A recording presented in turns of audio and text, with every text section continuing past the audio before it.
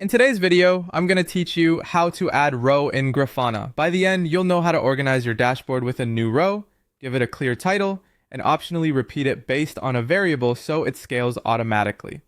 First, open Grafana in your browser. Make sure you're signed in to an account that has permission to edit dashboards. Rows are great for grouping related panels, creating collapsible sections, and keeping complex dashboards tidy. So this is a simple change that can make a big difference in readability. Look to the left-hand side of the Grafana interface and open the dashboard section. From there, open the Alert Group's Insights dashboard. If your dashboard opens in view-only mode, switch it to edit by clicking Make Editable. If you don't see that option, you may need higher permissions from your administrator before you can continue. With editing enabled, find the Add button in the dashboard toolbar and click it. In the menu that appears, choose Row. This inserts a new empty row into your dashboard layout. Rows are collapsible, so they help you hide detail when you want a cleaner overview and expand it when you need to dive in. Next, open the row settings using the gear icon on the row header.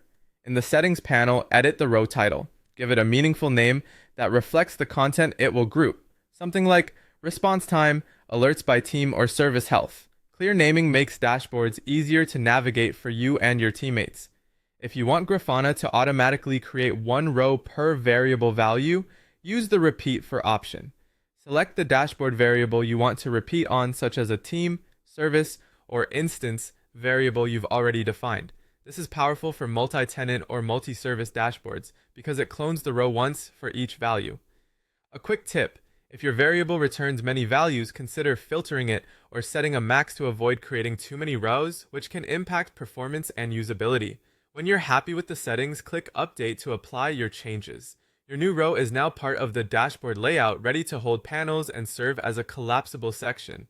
If you use repetition, you'll see a row per variable value with the title adapted accordingly. That's it. You've added a row, made it clear with a proper title, and learned how to repeat it for variable-driven layouts. This structure keeps dashboards clean, scalable, and easy to scan.